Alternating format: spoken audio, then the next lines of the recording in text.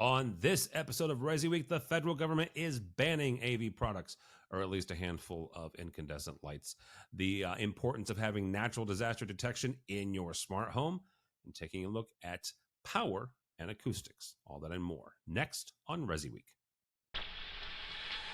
The network for the AV industry. What are you listening to? This is AV. This is AVNation. This is AVNation. We can't say the future without AI. I mean, there's no way around it. 50% of workers now believe AI is going to improve their experience. When I come into the meeting room, I need a way to incorporate my AI with what's going on in the meeting. It's almost a bring your own AI type of a concept. Most of what we do in our day-to-day is going to change significantly. Hear the latest AV trends and predictions in this episode of Crestron's Smarter Spaces podcast on your preferred podcast platform. This is ResiWeek, episode 392, recorded Tuesday, August 8th, 2023. Banned AV. This is ResiWeek, your weekly look at the residential side of the AV industry. My name is Tim Albright. I am your host. I'm thoroughly confused because last week somebody else took over for me for AV Week, and now I'm sitting in the chair for Mr. Matt D. Scott. So I'm your host, with us to discuss the news and information for the residential market. First and foremost, Ian Bryant from Premier SAV. Welcome, sir. Thank you very much for having me. It's always a pleasure to be here. Absolutely. And Mr. Mark Corbin, of course, from our buddy over at Banco. Welcome, sir. Thank you for having me, Tim. Always appreciate it. Absolutely. And if you're not watching the video, Ian has the epic beard. I have the epic hair. And Mark looks like a clean-cut, just Midwestern guy. So, I don't know what's wrong with you. You should grow your leg hair out. I didn't get the memo. All right. From my buddy Jeremy Glowacki from over at ResTech Today. Actually, Jeremy didn't write this, but he runs ResTech Today.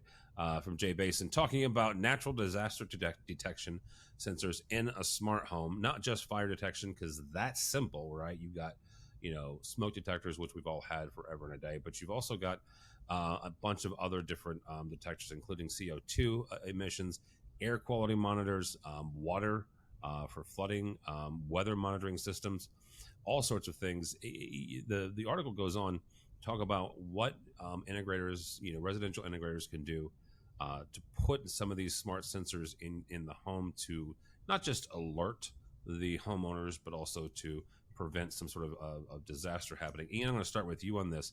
When you're reading this article and you're saying, okay, we can do earthquake detection, right? Obviously, depending on the region of the United States that we're talking about, obviously that's more important than other regions. But when you're talking to clients and you're talking to other integrators about what they're doing, what sort of implementation can they put into a home to safeguard against some of these extreme weather events that we keep happening? Well, I first got to give props to Jay, by the way, for posting GitHub links for some modules that he's written for integrating these. I thought that was, I know he's, tipping his hat a little bit, but that was pretty cool that he's getting people access to those.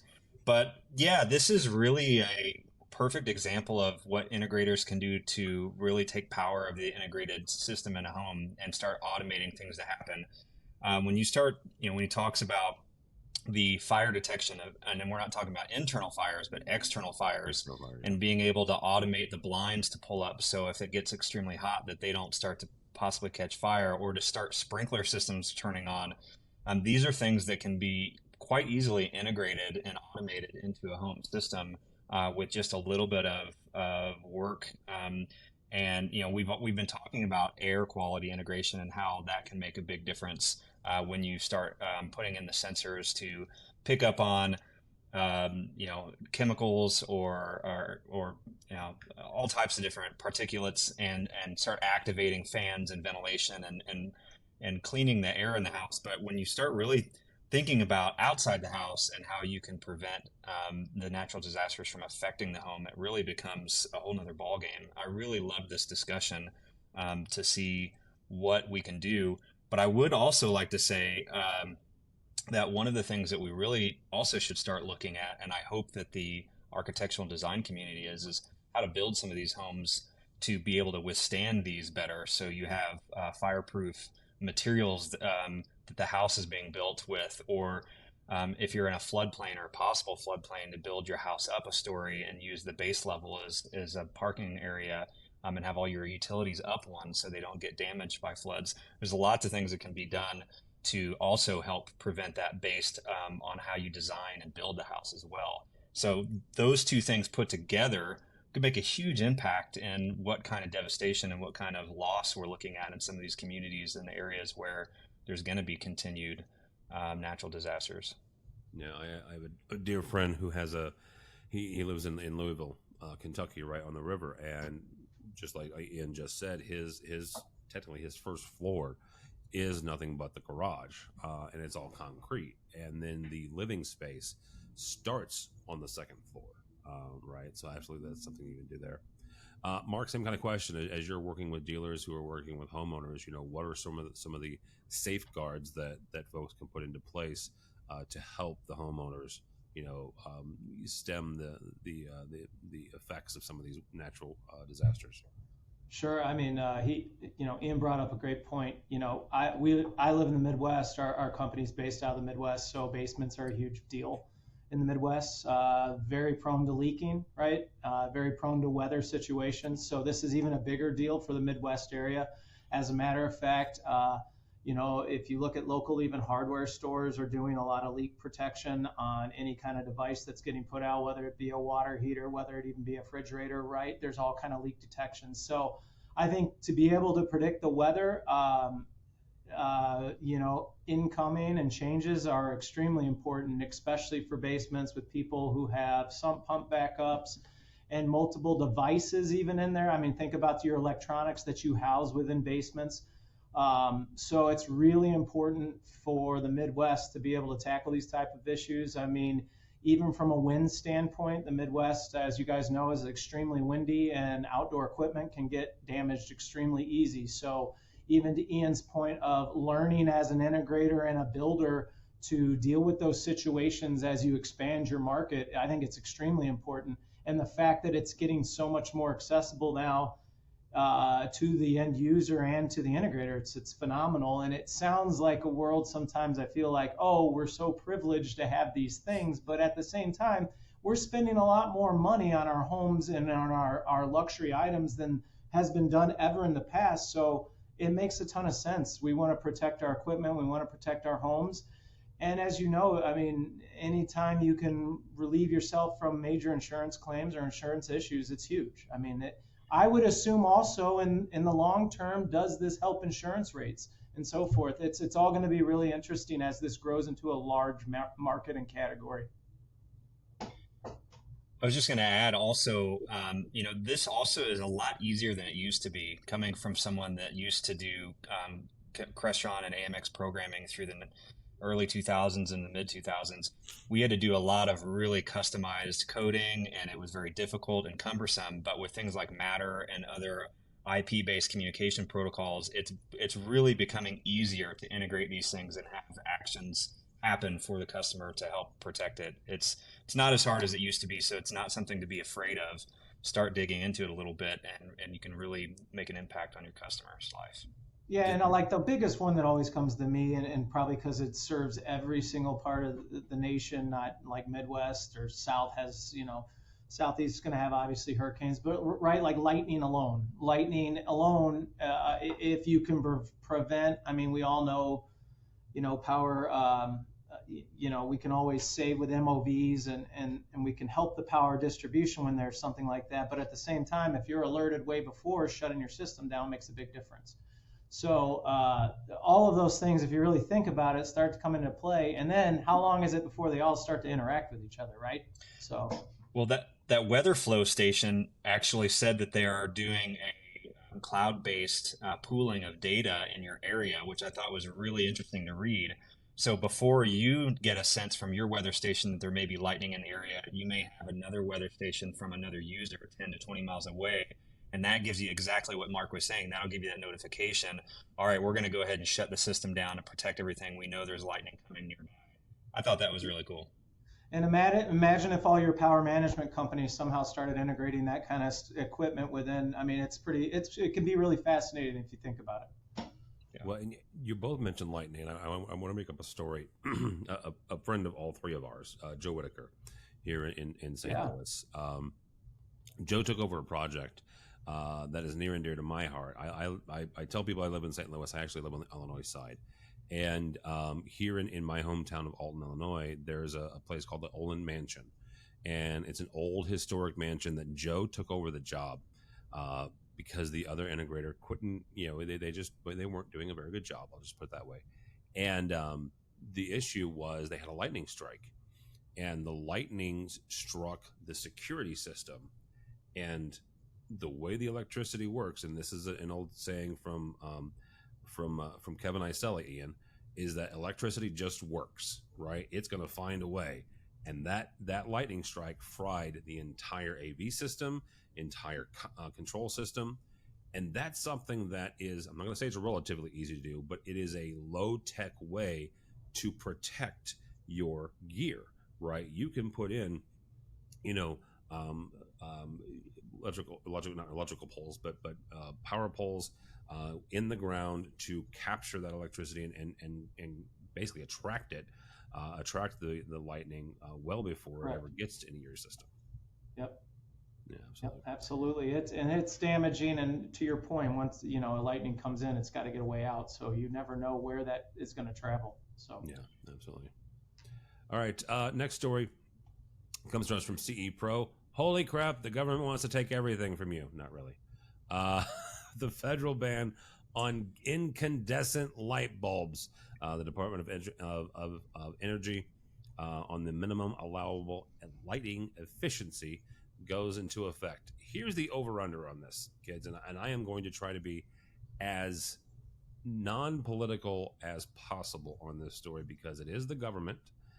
And currently here in the States, it is a Democratic White House. However, quote unquote, the current rule serves as the culmination of a bipartisan effort to phase out inefficient light bulbs that started back in 2007 under the Bush administration. So this is something that the feds have been working on for quite a while. There are several memes that says, the current administration, President Biden, wants to take everything from your stove to your refrigerator to your light bulb. Mark, we'll start with you on this. Incandescent bulbs have been phasing out since the 2000s. Compact fluorescent light bulbs are kind of the go-to now. LEDs have also come into play here. When you look at things that the federal government can do in the sphere of a homeowner and what they can and cannot put in, what are integrators able to do to help them navigate some of these new rules and still make sure that they have an experience that they want to have in their home? Sure. It's crazy to me that they're capable of actually banning a bulb that is pretty somewhat still efficient in certain circumstances. I would think from a home standpoint, I understand that we are going to be saving a ton of energy using LED bulbs. But at the same time, I think I find it really interesting because certain types of textures and lightings that you want to produce, whether it be in filming, whether it be in interviewing, I find it interesting that, all of a sudden we can't utilize different type of Kelvinages in an incandescent bulb. So being a manufacturer of some small bulbs, we have a little bit of bulbs we do ourselves. I find it really interesting. I think for the integrators, luckily there's so many tools at their hands now within LED. My biggest problem I find is compatibility. So if with LEDs, a lot of your LED bulbs are also not completely compatible with the fixtures. And that is a really common problem within any integrator's system, within any integrator's job, is there's multiple times you buy bulbs that are just not compatible with the fixture that you're using. That is really important to make sure you look at. A lot of, they make this push for incandescent, but yet you forget that your bulb fixture manufacturers, some don't have a reliable LED ballast in there. So that's another whole situation that while you're banning the bulbs, we have to look at also look at all the fixtures that are still out there that also probably are not compatible. So you might be driving savings on energy costs, but are we driving savings more for expense because we're having to convert so much? So it could be a long-term plan, but I would say to any integrator out there dealing with this situation, you got to check compatibility issues. I had the same problem at my own house, and it was pretty frustrating. The one thing from the incandescent standpoint of manufacturing, it is a lot cleaner to manufacture LEDs, but I will tell you it is not always as inexpensive. So that is just it's true. I mean, sometimes LED costs can get extremely high over time too, just because of the demand of LED right now as well. So, Ian, according to the article, the move hopes to save homeowners $3 billion in energy costs and eliminate 222 million metric tons of carbon. Now, that's on one side. I'll ask you the first part of the question, the same thing I asked Mark, but I've got a follow up to that as well, and that goes into the waste and the trash that's going to be accumulated here. So how do we help homeowners navigate these waters but still get the experience they want at home? It's going to be tricky. So I was thinking when I thought about this kind of perspective, my first thought from an integrator side was that there is a big opportunity here for integrators, especially those that are working with integrated and distributed lighting systems. Yeah. And my thought initially, and you're right, there is going to be some waste generated. We're going to have a lot of for instance, old dimming modules or dimmers that were part of distributed lighting systems that are not going to be compatible with LEDs when they go to switch them out, which are going to have to be removed and replaced. So there will be some waste there, but there is a great opportunity for an integrator. And my recommendation is to get out in front of it. When I saw this article, the first thought I was thinking of as an integrator myself is for us to start sending out a newsletter blast about this discussion to our customers that have older, outdated systems, that this is coming. And when they go to start thinking about replacing certain light fixtures or grouping of light fixtures in their house, that we may need to consult with them to make sure that they're going to be able to be LED compatible with the system that they have installed. Yeah. So it's a great opportunity for integrators to look good as someone that's taking care of your customer. Business opportunities. You may get that pushback. Unfortunately, hey, I just put the system in 5-10 years ago, and now I've got to replace this stuff because I'm putting in LEDs. On top of that, the other business perspective I was thinking is if you're an integrator that's doing lighting systems or you're thinking about doing them, this is a great opportunity to partner with some of the manufacturers that are focused in the CI channel that provide high quality LED fixtures, because that's one thing that we all know, anyone that's done lighting in this industry, is there is a giant portion of the manufacturers out there that are doing very bad quality. And it's a lot of that, direct to the contractor construction grade stuff where they're not dimmable or they have a lot of issues. So there's a little bit of education that's going to have to happen to the integrators to make sure that they're up to date on some of the LED technologies, some of the good manufacturers, and what not to spec in the systems. So I looked at it as it's a bummer. I love the color of some of the incandescents. I like what Mark said. There are some definitely, when you look at it from a design perspective, there are definitely some areas in the home where you want that warm, cool look that is very, very tunable as far as percentage and levels. We can get it really, really low that sometimes you can't get that with LEDs except with really high dollar ones. But at the same time, I look at it as moving forward and a lot of business opportunities for the channel. Yeah, absolutely. Yeah, and I think it's going to just keep expanding, obviously. The only question I always have is, like, with all this remaining business, you got to think of, like, small or larger residential settings, even with certain theatrical lighting and all that. I mean, you've got a lot of old setups that are now going to have to change a lot of different stuff. So to your point, I think it could grow a ton of new business for integrators, but could also cause some frustration for the end user for sure. Absolutely. Well, and that actually brings up the kind of the waste conversation is, yes, we can upgrade. And I'm reminded of another government-driven upgrade system that we had to do on the commercial side and the pro audio side, and that's the wireless spectrum. right? Right. You had a number of wireless manufacturers, right? Whether it was AT or Sennheiser or Shure, offering rebates. Basically, not basically. That's what they were offering. It wasn't basically. They were offering money back to, in essence, selling back your old systems that would no longer work, which would in essence be illegal, to purchase new channels that were on the current spectrum. Is there anything that either of you have seen in any of the lighting systems, lighting companies coming down the pipeline that says, hey, if you're upgrading from incandescent to LED, here's a rebate, or here's a way to help out your customers, or they haven't gotten there yet? Well, that's, it's really interesting, because I was thinking like house of worship. I was thinking about your stages. I think about your smaller venues. We do a lot with that. And I haven't seen a thing. So that was like one of my bigger concerns, was like, even we do a lot, within stage and musicians. So to me, I'm looking at, okay, what about all these older stages? And that you got to realize, like, a lot of entertainment and music was done in incandescent lighting, and a lot of it's set up that way. So to your point, I would hope that as the government bans this, they give the opportunities to house and worship and commercials that are willing to be greener or be cleaner and step up to that kind of system. But the costs are going to be high. I mean, yeah. So I haven't seen anything come through from the Resi side yet, but I did want to point out one thing. It is very much, for those that haven't read the article, there is very much a government feel here. They're not actually banning the bulb. They're banning the efficiency rating that an incandescent bulb is unable to meet.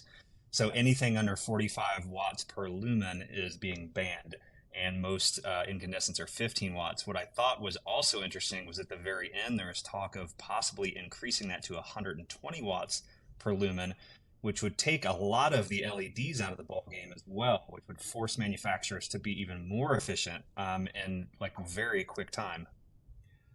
So you're saying there's an opportunity here, Ian, is what you're saying, is that if bunch of you smart people, because I'm not this smart, bunch of smart people can get together and figure out a way to get 120 lumens out of, 120 watts per 1 lumen. Yeah. Okay. Yeah. I'll call you and you afterwards. could Figure it out. Yeah. I'm not even sure what you said, so. It's a very backwards way of banning something without banning it. Well, it is, right? And I referenced back the wireless spectrum. That was a straight up, they sold the stuff off, right? There was no, but this is a way, this is reminiscent of the fuel efficiency from a number of years ago, right? Yep. Where cars had to be so much fuel efficient.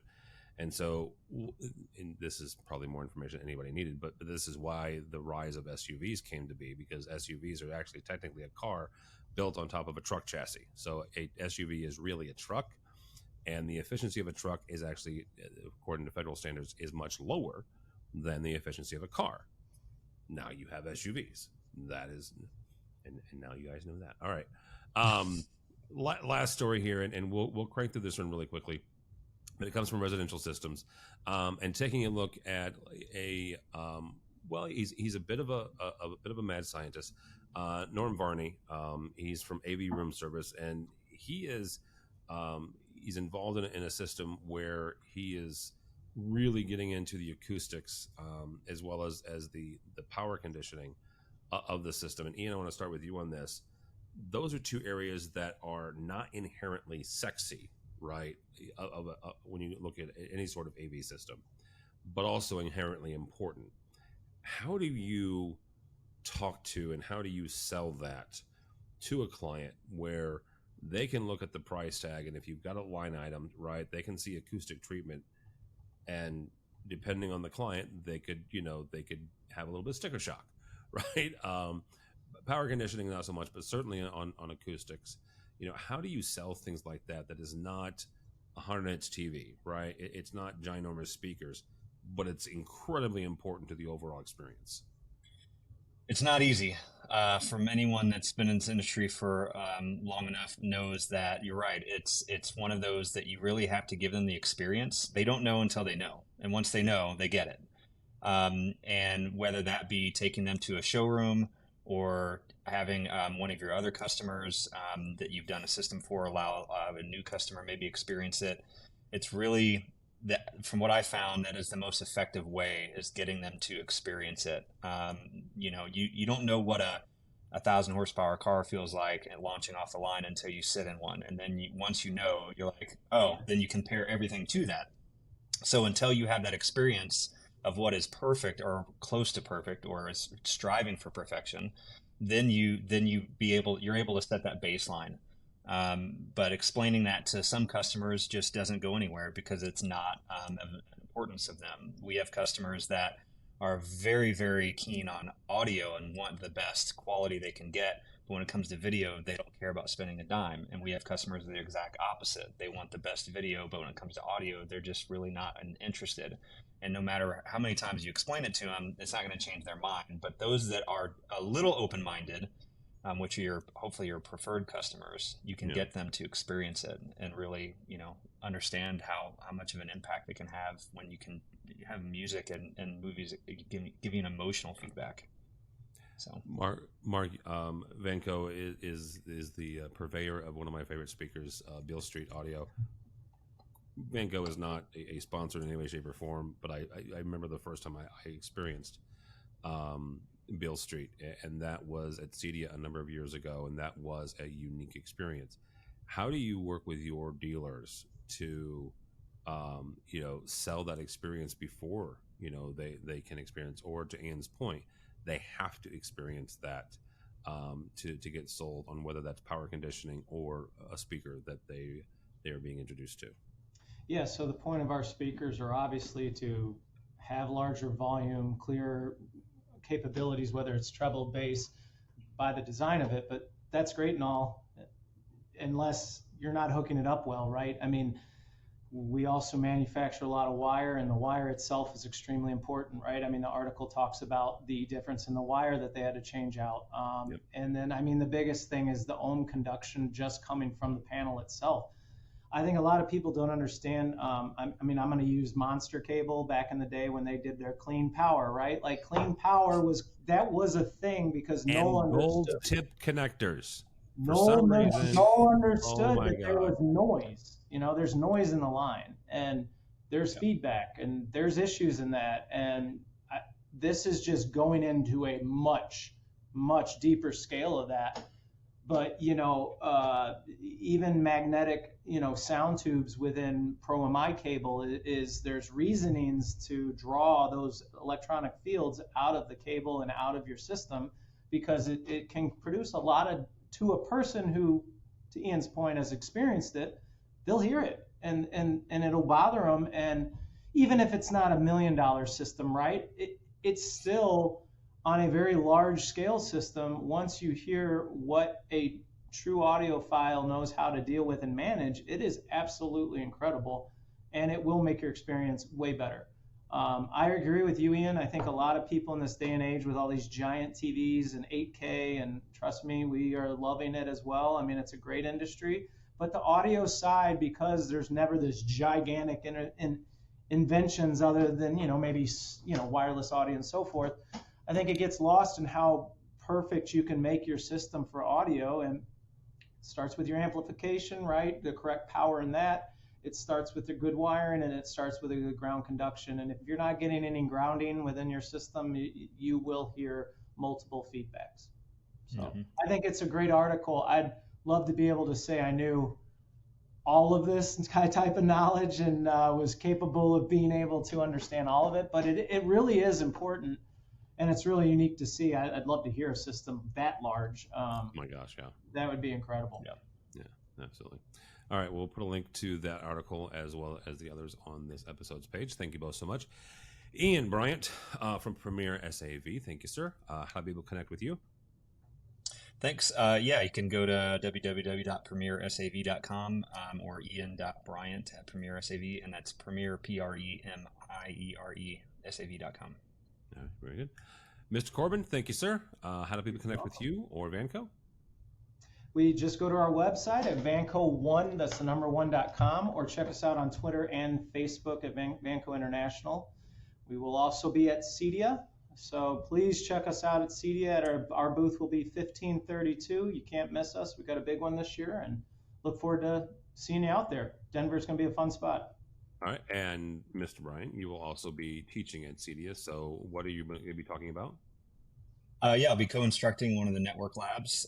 They are back this year, so we will be doing a couple of the hands-on networking labs. Come out and get a network or get a whole education pass and have fun. It's going to be great. All right, very good.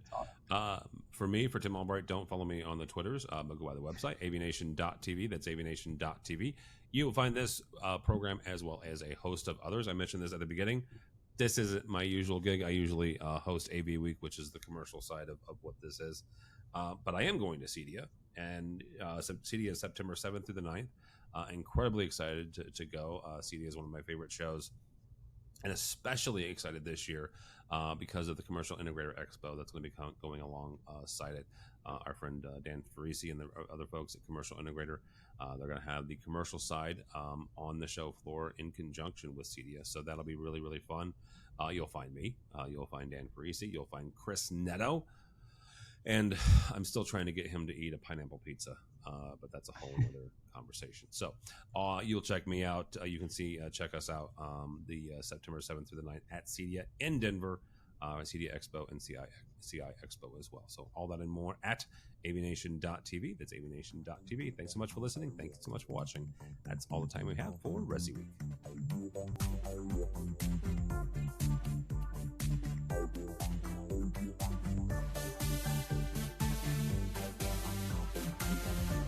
Hi, this is Jennifer Goodyear And Erica Carroll from the Women in AV podcast, where we are encouraged by the incredible stories of women in AV. Listen in on fun, empowering conversations as we chat with inspiring women, breaking barriers and creating their own path in the industry. Check out Women in AV on avnation.tv or wherever you get your podcasts.